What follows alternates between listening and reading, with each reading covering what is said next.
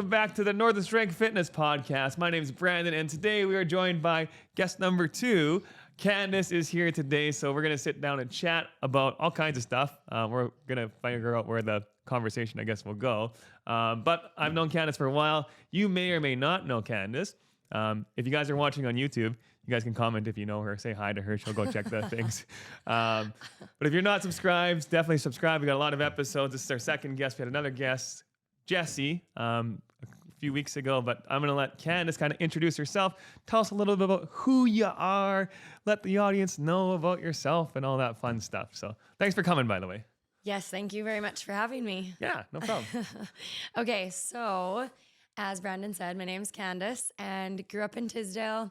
So this is my hometown. And I went to U of R for 4 years and then for education. Were U of R Yes, teamies? I know, except we didn't know each other at U of R until we both moved back here and then whatever. Yeah.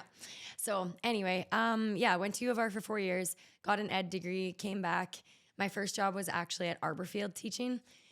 So lived in Tisdale and just commuted to Arborfield. And I loved that year. It was like, it was so much fun, but it was like split classes. So like 13, 14 curriculums by the time I was done that year. It was crazy, but it was my major and minor, which is chem and phys ed. Okay. So yeah, that is what I went to university for. So that was like my first job. Walking out of university was like, I'm so happy to have a job and in my field. Yeah, so and close to town. Yes, exactly. It was like no brainer, take the job. And then after that, then my brother actually quit teaching, opened up a spot in Tisdale. Thank you, brother. Yeah. And shout out. yeah. And then I was able to get that job at TMSS, which is my old high school and all my old high school teachers. So that's kind of cool. So yeah, and I've been there now 9 years. So 10 years total teaching, which is crazy. It's like, where does the time go? I know. Because we convocated in 2013. So I guess this is like our 10-year university grad-y kind of thing. Yes, exactly. We might do like a 10-year reunion this summer. I probably have to plan that. But anyway. I was telling people today at the gym, because they were sitting there chatting at lunchroom. I was telling you earlier how it was busy. And they were asking about, opening a gym. And I was like, yeah, like, and I was a teacher. And like, you used to teach? I was like, well, how long? And like, well, I think it was like 10 or 12 years. Like, what? Really? I was like, yeah, like time flies. Yeah, so. it does.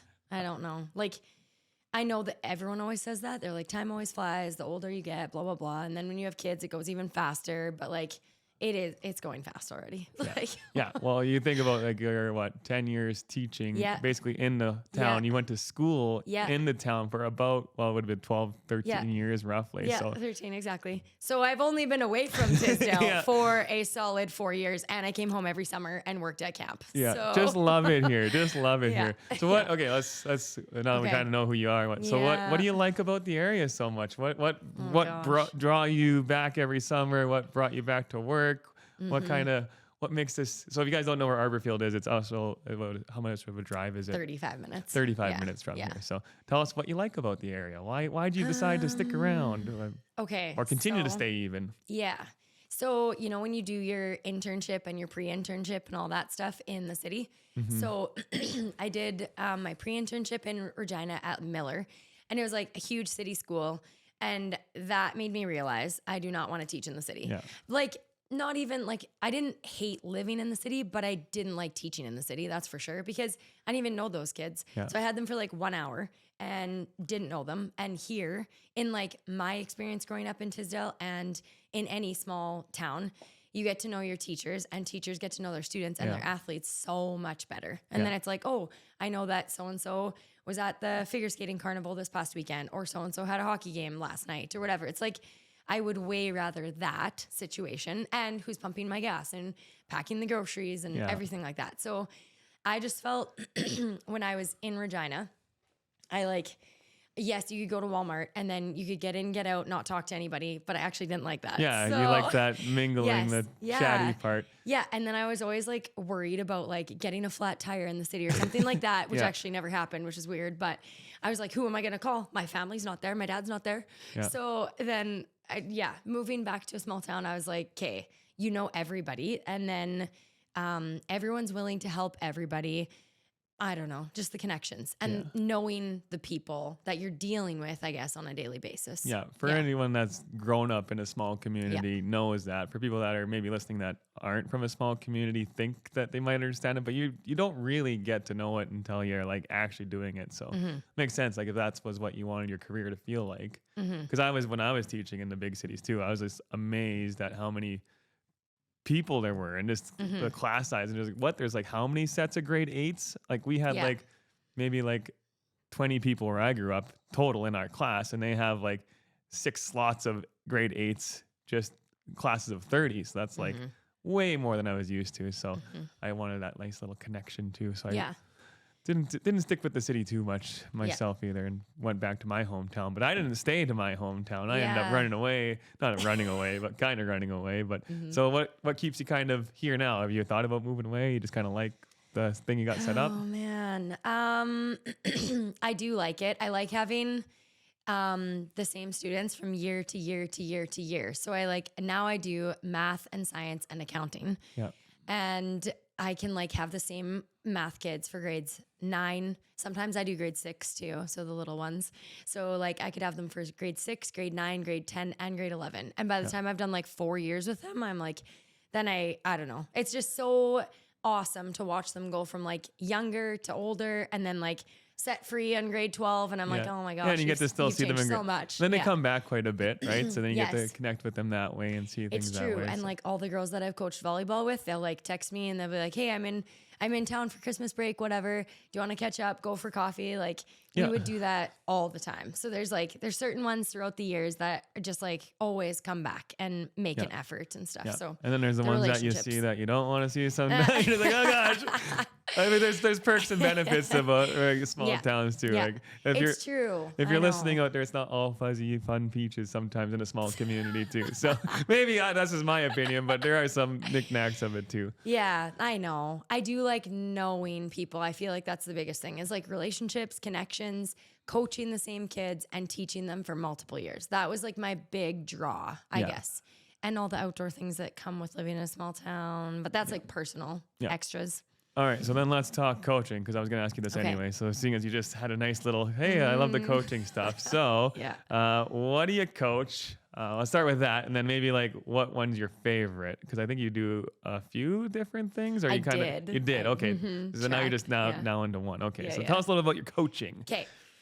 Okay, so one of the main reasons I wanted to be a teacher was to coach, which I know you can be a coach without being a teacher, but it's not as easy. So it's way easier when you're in the school system already. And then, so why did you want to coach then? Just your experience growing up kind of thing? Yes, definitely. Okay. So I don't know. Sports were like my favorite thing ever, and they still are. Yeah. But my coaches, I would say, definitely. Coaches like, help build other coaches, right? Yes. And like I still work with all the coaches that I had pretty much. A couple of them moved away, but good coaching, good relationships. Honestly, never a bad experience that entire time of like all my sports. And I used to be a figure skater, and then it was like grade 8 decision time to like, what am I going to do? Am I going to stick with like one sport and continue in that, or am I going to like tap into volleyball, basketball, badminton, track, curling, all the school things? Yeah. And then it was like a decision with me and my parents, and I was like, wait, that means I can't do everything else? And mom was like, no, she's been telling me my entire life, Kandace, you cannot do everything. But like, I try, I still try. So it's working. I know you do a lot, right? It's like, I see your daily, your weekends, everything's jam packed. So I can't help it. The problem is I like everything. Yeah. So that's why I try to do a lot, but I also just don't like sitting still. So. Well, when I was in high school too, same thing. It was like, I think I might have talked about this with Jesse in the last podcast, but I played so many sports and I couldn't play basketball and hockey. And then I ended up like fouling out of hockey or fouling out of basketball because I had to go to hockey. And then I played anything that our school basically had to offer. So it was fun that way. You got to try different things. And then I also wanted to be a coach. So that's also partially why I decided to become a teacher. And now I get to do the same kind of helping people, but more on my own terms. I can still coach people in the gym, which is nice in that sense. So what are you currently coaching? Okay, so senior girls volleyball. So that's been my go-to. I guess my first year in Arborfield, only senior boys was available. So I was like 21 and I was like, the principal was like, you're coaching senior boys volleyball. And I was like, boys? Yeah. Okay, here goes. So it was fun. Yeah. We had like a couple tournaments and then we had practices all the time. And it was good. It was like, I definitely wanted senior. I know that I want to coach senior and not junior. Yeah. Because I'm not... Like there are some coaches that are really good at the developmental stuff, Yeah. but I like the running plays and like running quicks and doing steps and like doing like in Yeah. volleyball for sure. I just like, I don't know, more advanced. The I more guess. the strategy kind of like set up your team and positions. Where Yes. yeah, because I Yeah. spent a lot of time in the junior kind of the developmental skills. Luckily, I had a phys ed major, so hey, that was my specialty. So but I know when it was like and that's where the coaches that are volunteers are awesome, but sometimes they're just filling in. They don't know how to teach these skills, and the kids don't necessarily get it. And when you're in the city, like we were talking about before, you have these coaches that have all these skills and are so sometimes it's hard to compete with that. But you do quite well in competitions with your team.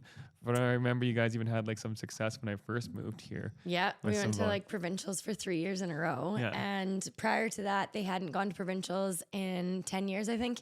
It's like 2004 was the last time at provincials. And then I came in 2014, but I don't want to take credit for that because my brother was the coach of them for 3 Yeah. years. And I just got them in like their best year, like their grade 12 year. I just rolled in and I was like, nice, we're going to provincials. Let's do this. Yeah. Was that the But- same year that I was when you guys were taking some of the Star City kids then? Yes. Yeah. Oh yeah. We Yeah. took them for like 3 years. Yeah. Yeah. Yeah.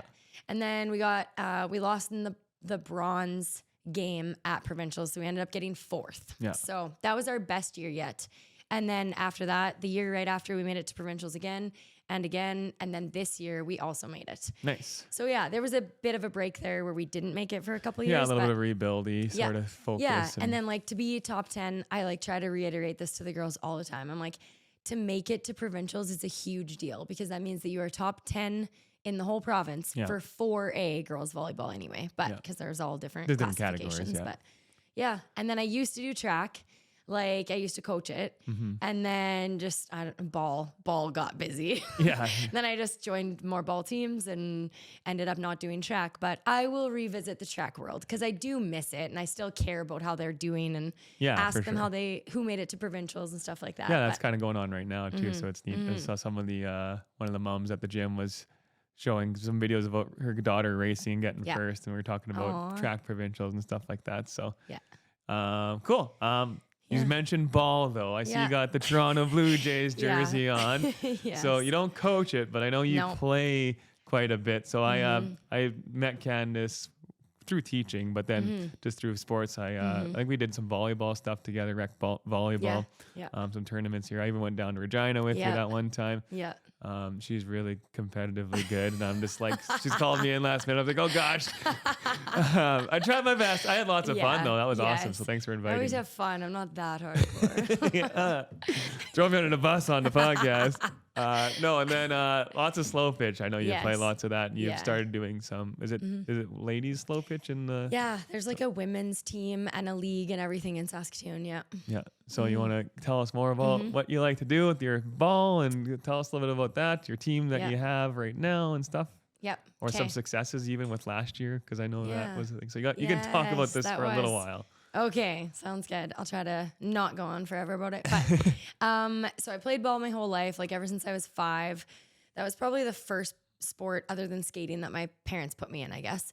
And I have loved it ever since. Never missed a year of it. Yeah. And then I went and I played at U of R actually, but that was like softball, so like fast pitch, windmill pitching. And I haven't played that since, I don't know, a couple years ago, maybe 3 years ago or something.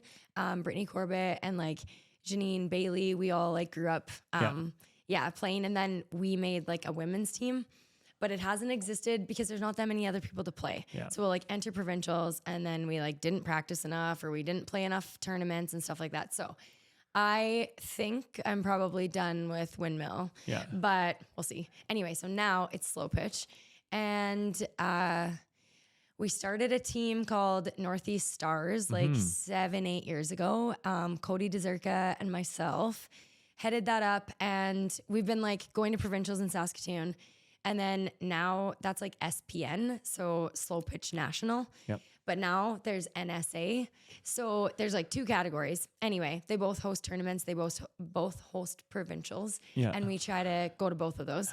So I've played co-ed that whole time for like whatever it's been, 10 years, I guess. So are those 2 leagues, like they're both slow pitch, but they just got their own different categories Yeah, of. and they have like a little bit different rules. Yeah. Yeah. Like there was like, you can continue in a second, but I know we were trying to host, someone was trying to host a powerlifting meet here in town, but it was a different powerlifting meet league rules and stuff that what a lot of people in Saskatchewan were used to. So unfortunately, he didn't get enough people to sign up for the bring it here in Tisdale. But the 2 rules were slightly different, and actually they were almost competitive leagues. So the one more established league didn't like the fact that this league was, they try to stop their athletes from going over, which I didn't necessarily agree with it, because it's like, there's not a lot of people that do competitive powerlifting anyway, so why are you trying to like stop people even though they're going to a different league? Yeah. And B, we're just all trying to get through life and help each other out. So I was just like frustrated with that. So anyway, I'm assuming that the slow pitch leagues hopefully aren't competitive in that sense. Like it's just kind of like, hey, we got our rules, you got your rules. Try not to be too competitive. Yeah, with it. it's not quite like that. Like that. Yeah, that sounds like they're No, really... maybe I'm wrong on that sense, but that's kind of the vibe I got from the one league. Which, if you guys are listening, anyone from there, get better. Okay, so anyways, you guys started Northeast Stars. Yeah, yeah. So then that team is still going, and then all of a sudden on Facebook, and this woman that I know, Ashley Baker, she is the coach of this Saskatoon women's Raiders team. She posted on Facebook that like there's going to be open tryouts in October.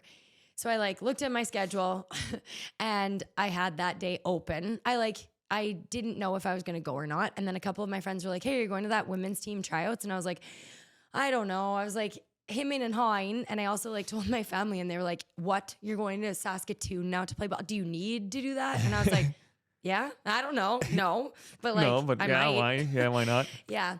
So I don't know. I went, we didn't have volleyball that weekend because it was Truth and Reconciliation Day the day before. So I didn't book a tournament. So went to Saskatoon with a couple of my friends, like ball friends. And then we tried out, and then we heard back within a week or 2 or whatever, and then found out that I made it. And it's like, it's a fully sponsored team. Sweet. So that's the other thing, is like, it's just wild. This man donated like so much money to a women's athletic team. He needed like a couple coaches to head it up.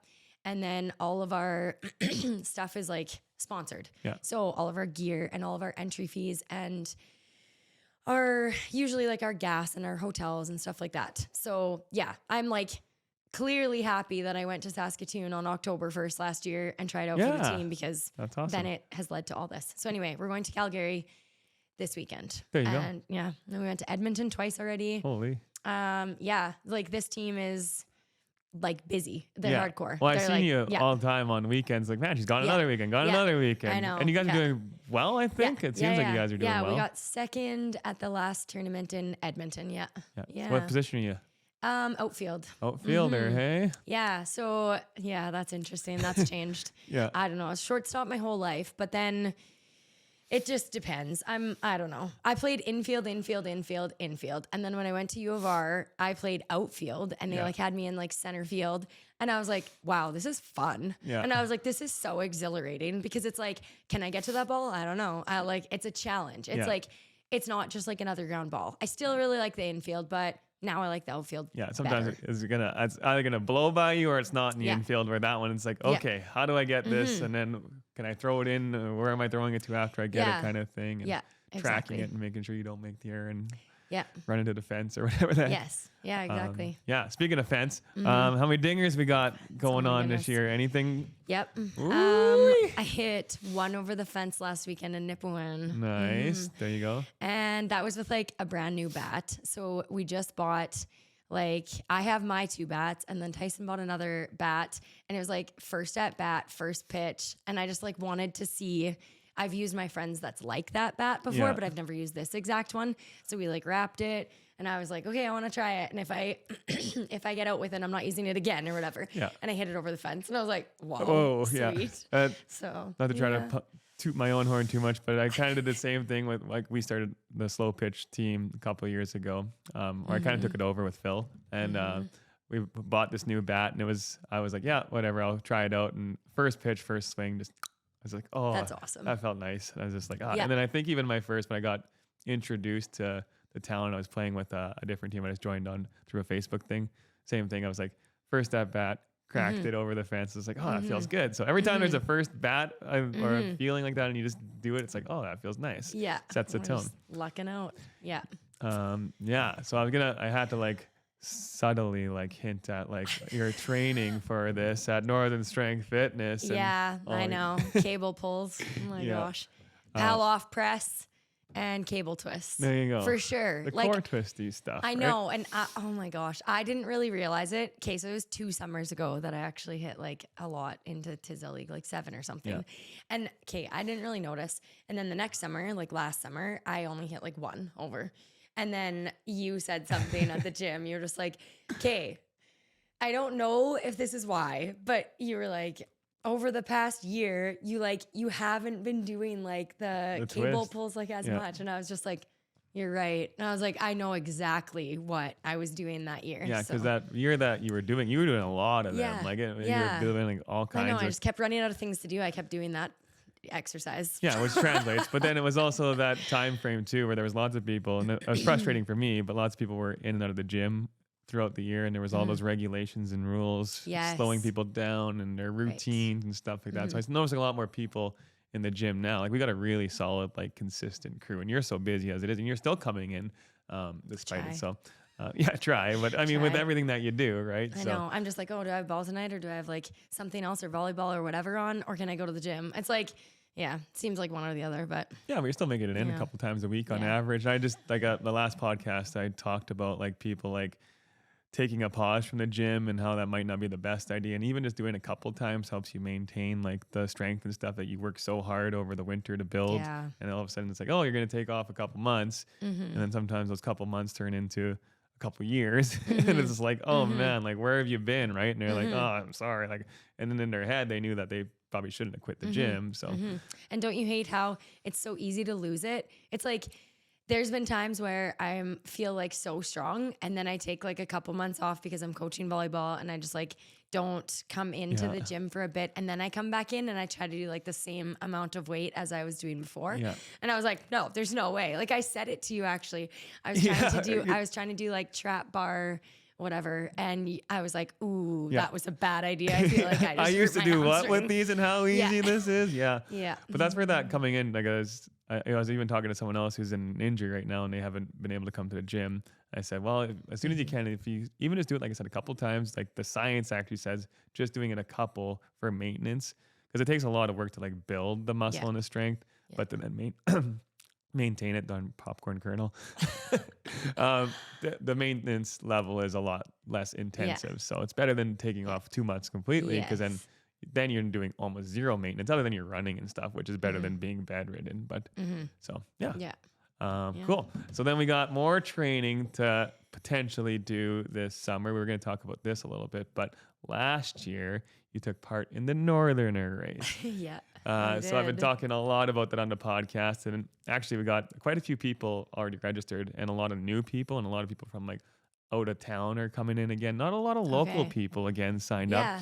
That happened last year kind of too. Yeah, I feel like they're all like, oh, it's last minute or whatever. I'll Yeah. decide if there's something better going on or whatever. I was like, this is a pretty awesome event, I think. So, so I don't know. And I'm just like looking forward to it again. But you said you might not be able to make it, but you could tell people about the race a little bit and your experience with it, who you ran it with. Okay. Because it's going to be something fairly similar this year. I might tweak it a little bit, but not to give away like too crazy, but just tell us a little bit about it. Okay. So so I heard about the race through the gym and social media and you and advertising and everything. And so it was always in the back of my mind. I knew I was also available that weekend. Yeah. Woo, score. So then I was like, ooh, August 8th. Okay. Keep this in mind. Well, actually, I specifically put it on after August long because I knew people weren't going to be available for that weekend. So that's good. Exactly. And then, so a couple of one girl from Humboldt and one girl from Saskatoon, the one from Saskatoon, Jackie, she messaged me and she was like, hey, are you, because she follows you on like the gym or whatever. Yeah, she follows it on Instagram. Follow us on Northern Strength Fitness. Yeah, and she like screenshot it and sent it to me, and she was like, "Are you doing this?" And I was like, "Funny you should ask." And I was like, maybe. Potentially, quite possibly, yes. And then she was like, okay, well, I want to too. And I was like, that's awesome. So then I was like, okay, so let's get a couple people together. And they were coming to Tisdale anyway for the lake. Then we went to Tobin.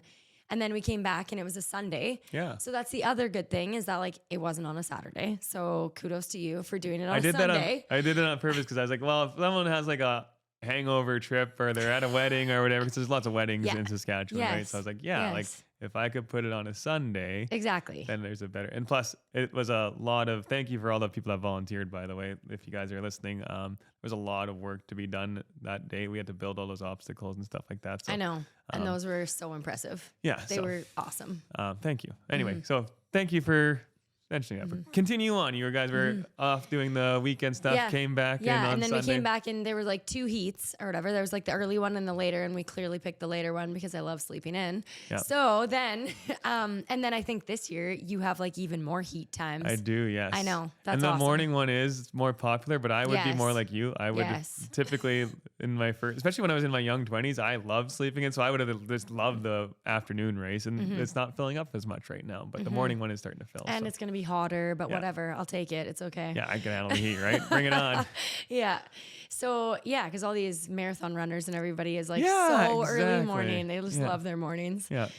They can have those though, so that's okay. And anyway, so then we drove back. We were like kind of nervous coming to it because I don't know, we just didn't know what to expect. So we were like, well, he said it's like 5K. Like, what's it going to be like? Do we have to try really hard? Like, what are the obstacles going to be like? We were like so worried, I guess, about working yourself up a little bit about but then it. we like fed off each other and then it just got worse. And then we were like, okay, we're going to be fine. We're going to love it, whatever. Yeah. And then after the race, we literally, all 3 of us were just like, me and Natalie and Jackie, we were all like, we're so glad that we did that. Like, so glad that we came back and made it a priority to do it because then we would have been wondering, what did we miss? And then we would have seen all the pictures and videos and been like, regrets. We wanted to do those obstacles and everything. Yeah, and I think that should hopefully help catch it on for a lot more local people this year to try it out. So if you're listening in Tisdale, then if you guys have no excuse if you're around to come try the race out, it is lots of fun. I'm trying to like pump it up all the time, but because I mentioned in an earlier podcast, my first one on a thing called Roots, I'm trying to like do as much as I can to like build kind of quality stuff within a small community base.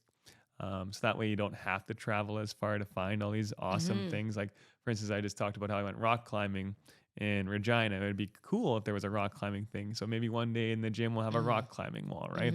But just trying to add value to small community life. So that way the people that love doing the small community things don't always have to go travel super far. Because I used to drive 9 hours to Calgary to go do those Spartan races. And now, yeah. Like this is like a little mini Spartan, or like, and kind of like the show Wipeout. Like it just reminds me of like doing sweet obstacles, and you never really know what you can do until you try. Yeah. Because like watching on TV, I'm like, well, I think I could jump that high. I think I could grab onto that. I'm pretty sure I could hold myself. Yeah. But then like you just fall, and you're like, okay, I didn't know I couldn't do that. But yeah, that's why these obstacles were like actually pretty sweet. And there was like lots of walls that you had to jump over. Yeah. But my favorite one was the like the incline one where you had to take a running go at it, and then you had to like run all the way up, but there was the rope to grab onto to pull yourself up if you needed to.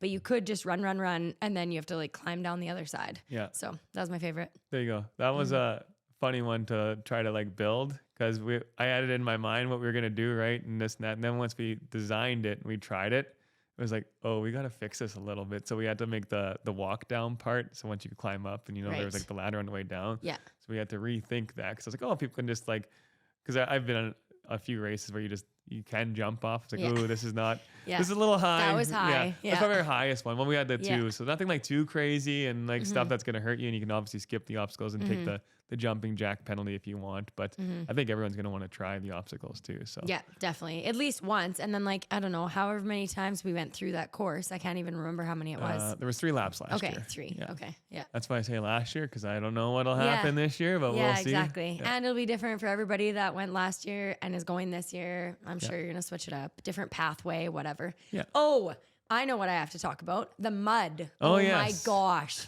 Okay, so I didn't know. Like, I didn't wear my best shoes ever because they were outdoor, but still. And it was like Tristan Wingert you had doing the videography and stuff like that. So he was like standing at the far side of the mud pile, and we just rounded the corner, first lap, whatever. We were just like feeling good, doing everything, crushing it, so happy. We get to like the mud run, and you have to like just run through mud. And I was like, what? No one expected it to be there, right? It's just kind of like, especially Not at people, all. like, I don't know if anyone knew what off, because I kept it pretty hush-hush last year. Yeah. So that's interesting. I never really heard someone's perspective of what they felt like when they saw the mud. And Yeah. And then I literally asked Tristan, I was like, what? We have to go through, I have to go through this. And he was like, yes. And I was like, all right. Or the option was like to do jumping jacks and skip that obstacle, but I didn't want to do that. No.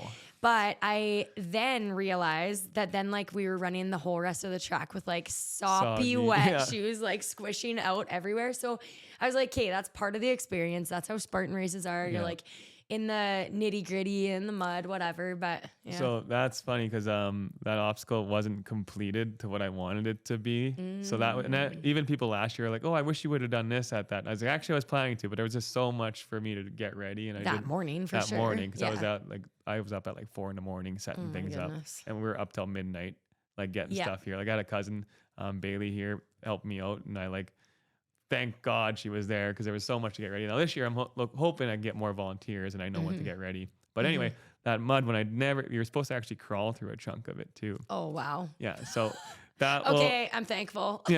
But some people were like, I wish you would have made us crawl because it was really hot that day. Right. It was. But that also adds just the experience, right? Yes. There's those things that you're not going to forget. You're going to be able to talk and think back to it. Exactly. And I took videos of my legs and my shoes when I was done. So that made it even more eventful. Yeah. And the second time and third time through that mud was way better because my shoes were already soaked. So it didn't matter. It was like the first plunge that was like, oh my gosh. And then I got over it.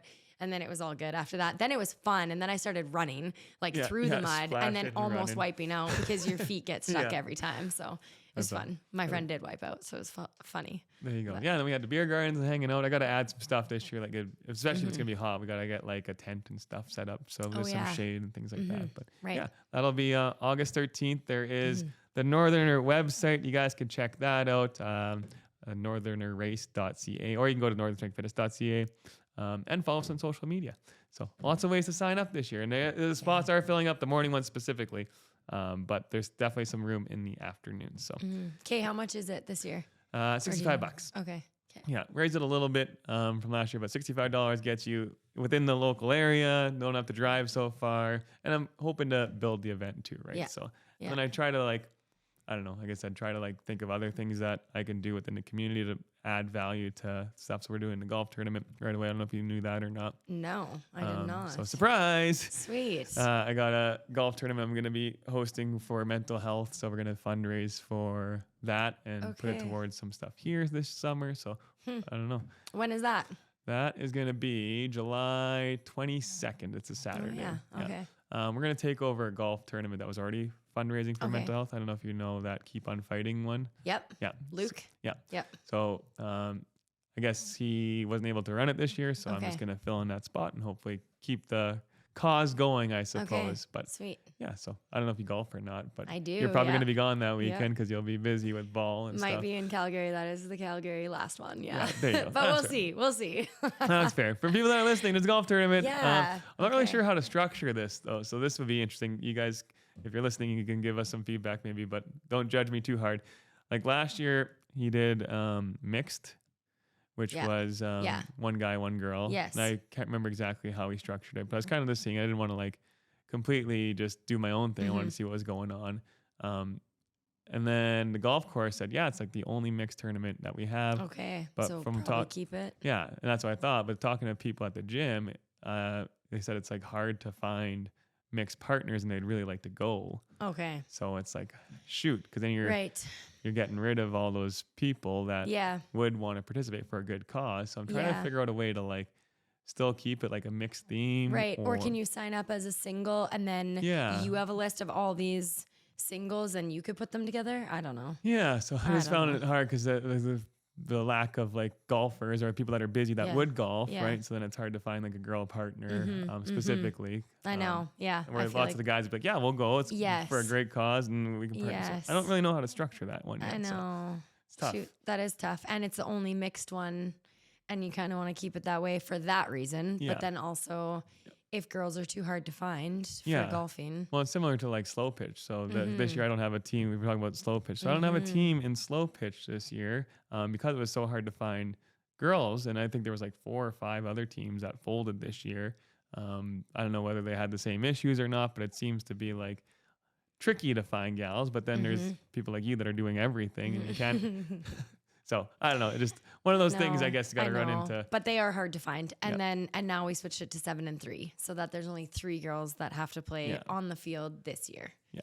Yes. And that's most tournaments, like actually all. I feel like all tournaments that I've ever gone to in Saskatchewan are 7 and 3 for co-ed. Yeah. And I would prefer to keep it a mix. That's why I was like, because I like it when, you encourage girls to go out and do sports, right? And go out and get active. And even like encouraging guys to maybe ask a girl to go do something because sometimes it's like, man up, go ask the girl to go golf, right? Or if you're a girl, be like, you know what, screw it, I want to golf and I need to find a guy, so I'm going to put my name or I'm going to go ask this guy to golf with me. So just building some of that confidence to go talk to people that you might not want to go. And I guess that's kind of like with mental health too, right? If you think about people who get in their head and feel anxious about something that they don't even know what's going to happen, like you're talking about the race. Yeah.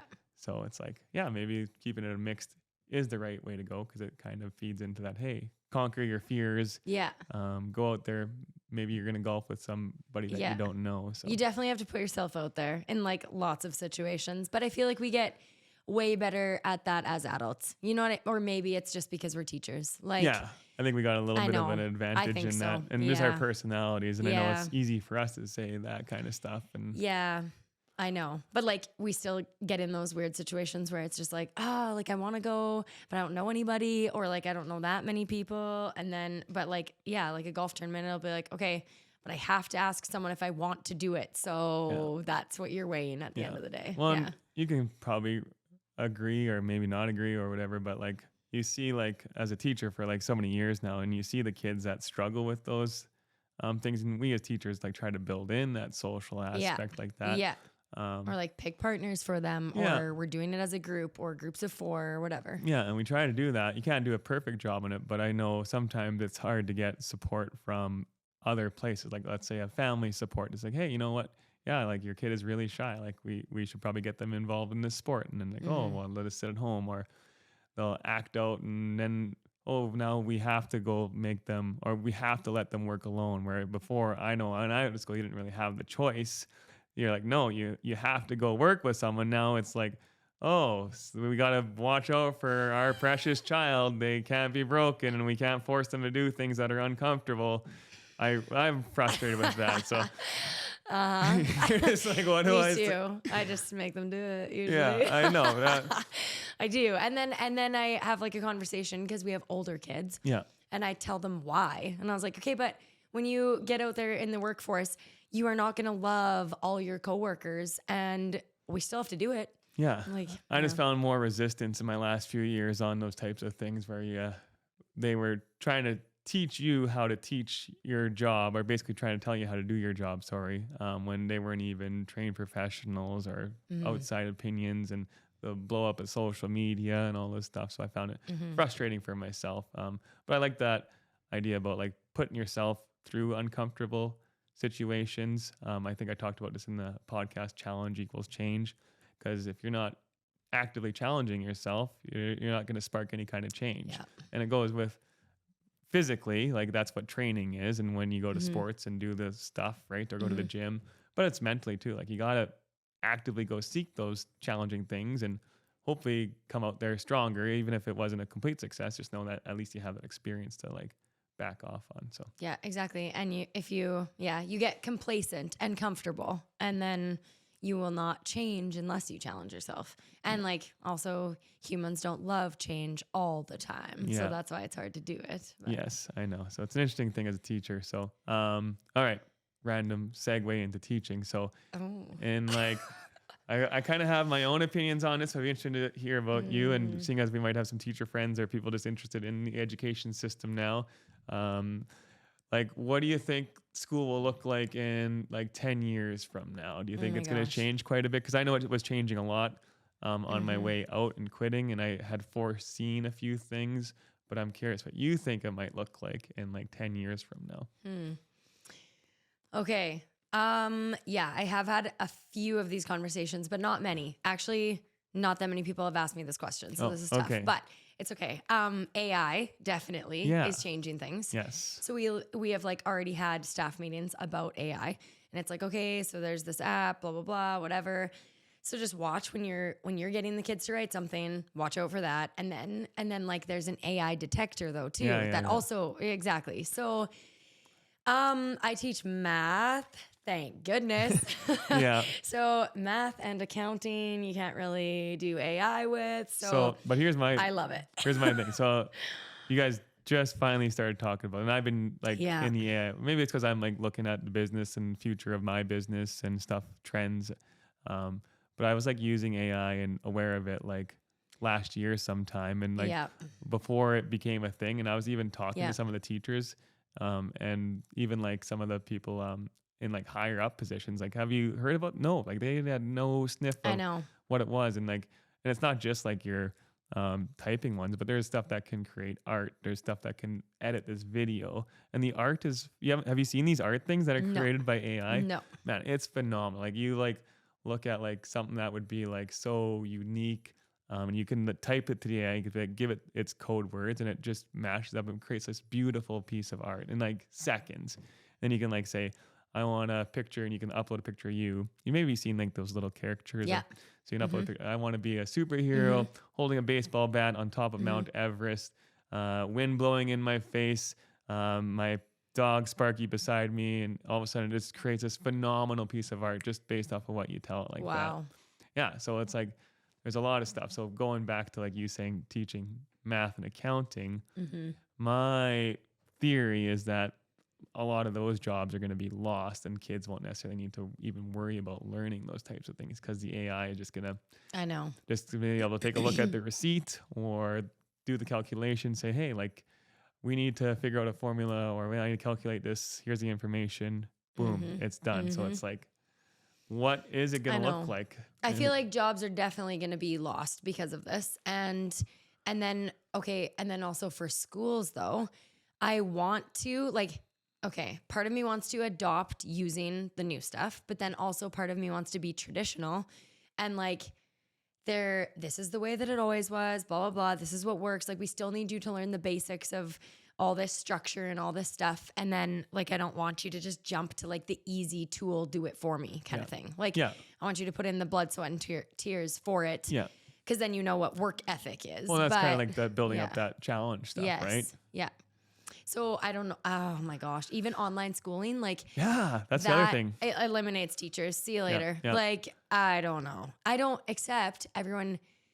That's a blanket statement. I was going to say everyone hated online schooling during COVID. Not everybody, but a lot. And a lot of a lot of parents and a lot of students were like, thank goodness we're back in class. Like I need to be here. I need the examples. I need you to tell me divide by two. What you do to one side, you have to do to the other. Like, because you're not gonna, some students do not learn well from like uploaded videos, YouTube videos, whatever. And like YouTube is amazing, but it's not the same as in person. No. So that part worries me because it's like, yeah, we can take all these courses and all these certificates and classes and university classes and all this stuff online. Yeah. But like, no, I don't think it's as good as in person. Yeah. Still, but then the argument too, like I was trying to make is like, who's going to figure out what's important anymore when the computers are going to be.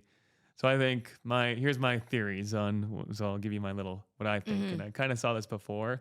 And I was even encouraging one of our, Morgan Hedman. I was encouraging her to look into doing like online because she had moved to Saskatoon. This was before the pandemic. I said, you should get into online, like just film, like you're super smart at teaching math stuff and just start like your YouTube channel, because there's a lot of teachers that just use a YouTube channel, and I was one of them, right? It's like, man, that guy explained it with graphics and all this stuff way better than I can, right? That we could on a whiteboard. Yeah, You know, and I mean, I could still answer stuff, Yeah. but it's like it's there and it's usable stuff. So anyway, I foresaw like the online video kind of model, but I think with the online growing, and you nailed it with saying there's going to be like goodbye teachers, and with budgets getting tight and the economies and businesses and privatization of education maybe sometime. But I think it'll be like an AI ran curriculum that feeds you exactly what you need to do at your own pace, because it knows it can learn from you, and it can learn that, oh, you're the same kind of learning pace as this other person in this other world or other part of the world. So it can feed you the curriculum at the right pace. Kind of like picking like your difficulty in a video game. So, you know, you can have the easy one to start and you're learning the buttons, and you could pick a medium, you could pick a hard, and you can go in. So it'll automatically adjust that for you to give you the perfect problems to help you learn that solution instantly, versus you as a teacher having to come up with it all and like differentiate and like decide what difficulty level and stuff to do. Yeah, so there'll be a Which program. takes away like our autonomy and creativity and whatever. Yeah, but then the AI can get really creative, like I told you, right? Yeah. So then I thought what I can foresee, at least in like the next 10 years or around that, would be like these AI kind of tool education things, and then a teacher more as like a facilitator for in-person interactions. So you might be at a screen and learning at your own pace, and technology is feeding you all this stuff and you're learning, and that way someone who's really smart, and let's say like a 4th grade, they might work themselves up to be like a 9th grade math person. But then the teacher might be the person who, all right, class, now we're going to go play a sport, and we're going to make sure that we practice those things that humans should do: interact, be active, work as a team. So that's kind of what I foresee potentially as. And then do you think then kids are going to fast track? Like, do you think that there would be a way? Yeah. 100%. Yeah. Okay. So then what about university admissions? Like that has to change then too, about like what age they're allowed in. And I think universities are kind of like in that right now struggling phase of like, what do we do? Because they're falling behind on like the trends, right? So and they're more traditional than our high schools. Exactly. So I think that whole business model of those post-secondary schools and the need for them, right? So there's always like these people are going up more and more. And I think there is that education is awesome. And I think I continually learn, but do I need to necessarily go to a university to learn that? Or can I go and purchase this augmented program, and it tracks and proves that I was the one that actually did it? And all of a sudden, hey, you know what? You got the seal of approval from, let's say, the U of R's AI program at home. And then it's the same thing as getting a certificate, but this thing actually tracks you and knows you and guides you through it. So yes, I like though the social aspect being added into it. You know what I mean? Like if we could have both worlds, like both things incorporated in your certificate or your program or your course or whatever. Like obviously, because otherwise we're going to lose all of our social skills. I know, right? So, yeah, I don't know. You already see that. Like some kids like distancing themselves from others, and like especially post COVID. Yeah, and then it's just like, oh yeah, and like public speaking skills and like just being like, giving a speech, I guess, for anything. And then it's like, well, I'm never going to give a speech in my life. And I was like, I don't even teach English, so I'm not even the one making you do this. But yes, you definitely are probably going to give a speech. Yeah. I was like, weddings are a big thing for speeches, but grads also, a 50th birthday, a 50th anniversary, like anything. Well, and I always use the thing, like you don't limit yourself, right? Like maybe this isn't what you want to do or what you think you want to do, but as soon as you start making like potentially life lasting choices as a kid whose brain is still developing until they're like 19, 20 sometimes. There's lots of different research, but their brain is, that's why we have laws that say you can't do certain things until a certain age, because you're not fully. I would do this in like a nice way, but I basically like, you guys are too dumb your brains aren't developed enough, right? Like I hate to say, and I was there too. I thought I knew stuff then, right? Oh yeah. But it's like, why are you like limiting your ability to learn now when then it could affect you later on in life. Like, yeah. And that's where I thought having the power as a teacher who knows what the world's a little bit more like, right, can have some, I don't know, like more say in the class. But then Yeah. then I was getting fought on that more, like what we talked about earlier. It's like Mhm. all of a sudden it's like, oh, you're not supposed to do that, or no, we got to cater to the kid, or the family's complaining about this, so now we're scared to do this because the family's all over social media reaming out the school division or the school. So it's just very, I know, and it's hard to keep everybody happy, and Yeah. yeah.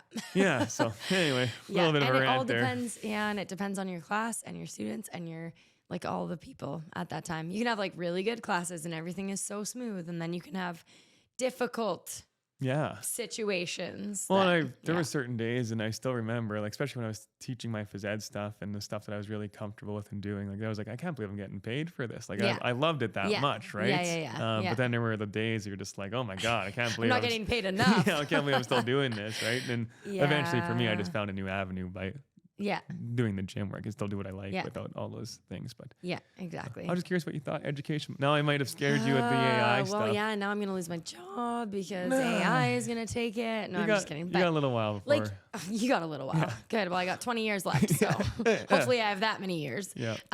But no, it's like when I went into teaching, I was like 17, so obviously like grade 12 or whatever. But obviously, I still feel like it is a stable job, yes. But I just Yes. don't know, like it's gonna change so much. Yeah. That's the thing. So we always have to be like up on the newest thing and whatever. It's even like switching over to Google Docs and Google Slides and Google everything Yeah. for like, cause I guess we used it in university too. And we all thought it was sweet that we could like type on the same Yeah, you could chat and do essay at the these same things, yeah. time. Exactly. So, but that didn't exist when I was in high school. So it's already so many different things. You just have to like update all the time and stay up to date and even use the things that they're using. So it's like, okay, you guys are going to do an assignment on Yeah, staying up with the trends and stuff. Yeah, Like, that's what I whatever was they like use all the surprised. time. Like, I'm sure the kids picked up on a lot of kids picked up on the AI stuff before the teachers even knew about it, right? Yep, I would say for and sure. there's more out like I mentioned already. Like there's the art stuff. You can create music. You can Yeah. create videos. Like, have you seen those deep fake videos at all? Like the No. ones with the fake people. They No. look exactly like them, sound exactly like them. No. Yeah, so those are out there already. So you can like there's some with celebrities like Tom Cruise, and these are old, and the technology is getting better and better and better at it. Oh, wow. So like, and it's actually there's some scams going out. So I know. I was just thinking that. I was like, okay, Yeah. well, then how are people going to know what's real Yeah. and what's a scam? yeah, so just for the people that are listening and maybe you don't know about this, some of the scams or stuff. So I don't want to and- get old. I know that much from all of this. Yeah, Okay. I know.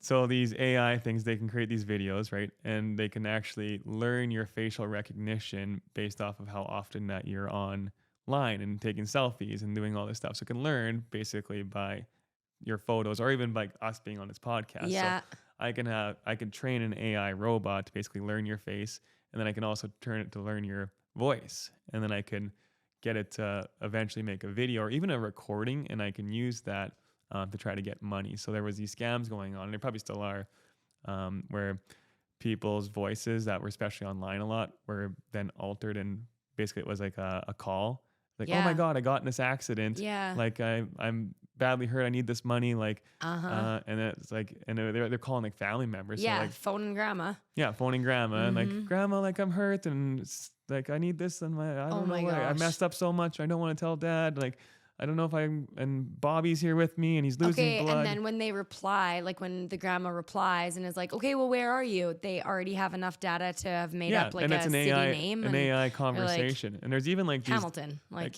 there was this one I watched on, it was like a Google AI and it was booking hair appointments, and it was an AI having a conversation with somebody else. And the AI was just booking these appointments as a robot, having this conversation with people. So like, you don't even know. okay, I didn't know that. I know, Like, it's good. So Yeah. it's going to be like crazy with like, but how are we going to monitor and like police this almost, I guess? Like, yeah. you just have to watch all the time and like really know people. Well, Wow. one of the people that I follow, whether you like him or not, some people disagree with him, but that Elon Musk. Yeah. So he's been warning a lot about the AI could be like a big threat for human. We're not quite ready for it. Basically, he's like calling for it to be regulated. So regulation would be one thing, right? But that once you try to regulate something, people are still going to do it. Mm-hmm. But the other thing I saw was kind of neat because he just recently bought Twitter. Yeah. And then having like the verified check marks. Mm-hmm. So having that, and unless it's a verified check mark, don't trust anyone or anything, basically. Right. So that might be an interesting way, which Yeah. then you go into like, well, then how do you, I don't know, how does that even look? But it's I just, know. it's scary to think about, but it's happening. And you see those like technology bell curves that shoot up with our advancement. So it's nuts. Yeah. And it's going to be another, like, I wonder where we're going to be in 10 years or even 5 years. Now you're going to be from thinking right now. about, now you're going to be rethinking like, okay, maybe the I know. education thing might be, and it's going to be other jobs too, not just education. Yeah, exactly. A lot in the business world, I feel like. Yeah. Because like I said, I'm using it already with hopefully going to edit this podcast with it. And there's other things that you can use it for. So I mean, if it's okay. And at the same time, it's like work smarter, not harder. So like that's a cool concept too, because when you can do something way faster, you can also be more productive. I'm all about productivity. Yeah. But actually it's like, if you can edit this in like 45 minutes versus 3 hours, then you can do more in your day. You can like go back to the gym. You can go play ball. You can go do things. Yeah. Like, and that's the nice thing that you mentioned. That's one of the like arguments for all this stuff is like, hey, it frees you up to be a lot more creative, enjoy these other things. So maybe it would lead to more productivity in certain things that need to be focused on. sort of, yeah. And So- then I worry about the people that are just lazy and like they're just gonna be like, boom, done. And then they're just like, sweet, that would have taken me 3 hours, but now it didn't. And like, well, and that's where it that depends what task it is. and that's why I keep on my podcast and why I like the gym. Like you got to still push yourself and challenge yourself in certain things, right? And that's where I think that future education, that teacher is going to be the one that's going to be, hey, maybe I'm going to facilitate these social challenges. Or just for you as a person to be like, hey, you know what? I don't want to get complacent. The ones that are going to be the ones that work hard and work on their creativity are going to be the ones that are going to be rich in the future and successful and happy. And the ones that are learning behaviors and being super passive are probably going to be just going through life and whatever. And then that's my little classic saying I say on here is like, don't just go through life, but grow through life. Yeah. So I feel like the people that get that message sooner and actually take root of it, whether you're a student or even an adult right now, start putting yourself through challenges and challenge yourself to learn and keep up with stuff like that. Or you can sit back and relax and let life go. And hey, that's fine too. If that's the way that's just not what I want to do. So yeah.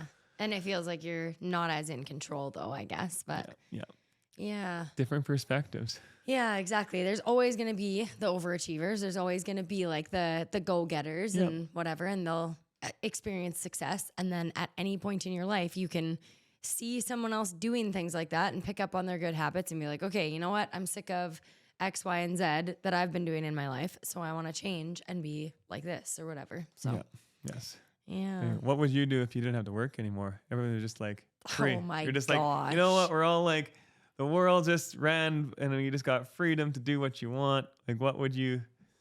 Yikes. I know, random question. Yeah, no, that's okay. I say yikes because like I'm a squirrel, so I definitely need to do something. Squirrel. Yeah. I need to be busy. I get bored in like 2 days of summer that I'm like, don't have something planned. And then I'm just like, okay, I need to text so-and-so and go to blah, blah, blah on Thursday, go golf, whatever. What would I do? Oh my gosh. It would involve people because I love people. Yeah. It would involve being active. Yeah. Outdoors for the most part. Probably lots of like outdoorsy. Basically what you do in your recreation time right now. Be like, let's Pretty just do it much all that, the time. because I can't think of Let's anything just else. make memories and do other things, right? And that's what I like Yes. about like sports. Trips. I would travel. If it Traveling. was free, I'd be gone. Yeah, exactly, right? It was like, hey, you know what? We got enough robots to run the world and you guys just got to do whatever you want kind of thing. Yes. Yeah. I feel like there'd be like lack of motivation in some sense. But I don't know. It's just a neat concept of maybe think about like if you had all the freedom in the world, what would you do? And I think a lot of people would choose those types of things like, hey, I want to be, because we are social creatures in a sense, right? Around people, I want to go experience things. And I know I got a finite time on the planet. So, and that's again, my push is like, hey, let's use your finite time in the planet to challenge yourself, to like exercise, to look after your body. So that way You can go Yes. do those things, even though you might not have the freedom to do it all the time. But when that opportunity's there, like say the race, it's like I'm not going to cower away from it. I'm ready for it and I want to do something. Or if I'm going to go play a slow pitch ladies team, you know what? I've looked after my body the last 10 years, because you can probably imagine there's people that are around your age. I don't want to say your age on camera or anything like that, but 31, it's okay. 31-year-olds that haven't stayed active and are probably like unable to play sports and to do Yep. it. And they're going to be missing out on those Yep. really cool lifelong kind of experiences. So Yeah, I'm glad that you actually touched on that, because that has been one of my things my whole life, is that I've actually thought of that. Because I know that as a teacher, you can retire early. So I'll be like 51. I started at like 21. So whatever, 51, 52 roughly, that I could retire. I don't know if I will then, but yeah, then I was like, okay, I have my parents as like really good examples of active people, and like they don't really sit still either. They're like always up for like quadding, snowboarding. My mom snowboards with me all the time, and she's like 56. So yeah, there's like, hope I got her age right. Anyway, so, and my dad is in his 60s, like 62 or whatever, and I don't know if that is right, but anyway. they're just Yeah. active role models, and you Yes. learned that and wanted to Yes. you wanted to do that too, Yes, right? and some of my friends' parents too. I'm just like, okay, I want to be like that. So I hope that in my 50s and 60s that I'm still like that. I'm sure you will be, unless Yeah. something Drastically changes, right? Yeah, Which I pray hopefully. to God Yeah, that doesn't happen. But hopefully not. yeah, I talked, like, again, I was kind of like going back to some of the episodes, if you guys want to listen to them, but talked about like how important the environment you surround yourself with leads to, again, better avenues. You can put yourself in like a negative environment that's very restrictive, and then going back to mental health too, right? Like look at who you're surrounding yourself with, what you're doing. And unfortunately, sometimes you don't have those choices because of who you grew up with. But hopefully if you get like inspired by the podcast show, for example, hey, you're sitting here listening to these people and you're like, maybe I am in like a bad spot. Maybe I do want to be around more people that are gonna go to a better lifestyle. That's kind of what I want people to think about. Look around yourself. Who do you want to role model yourself? Like I think you're an awesome role model for lots of young women and lots of young people in the community. I do. Thank you. I do. Like that's why I wanted to have you on the show here. So Aw. it's just getting that message out there and showing that it can be done and showing that, you know, why you should do it. So yeah, I think I want to wrap it up with that though, because I think we've been chatting for quite a while. So Okay. Easy to thanks do. for coming on. It was Yes. fun. Thanks for having me. It Yes. was fun. I didn't know what to expect going into it, so Yeah. this was super fun. Yeah, I'm It's glad I good. got the studio up there, and we'll have some more guests on and some more solo episodes. Hopefully you can make the race, but good luck with ball. And then Thank you. we'll hopefully get you back on the show sometime. So Sounds good. right on. Okay, so thank you guys for watching. If you guys wanted to leave some comments, say hi to Kandace on there. Watch the other episodes. If you guys haven't shared this show yet, that's a way that we can reach some more people.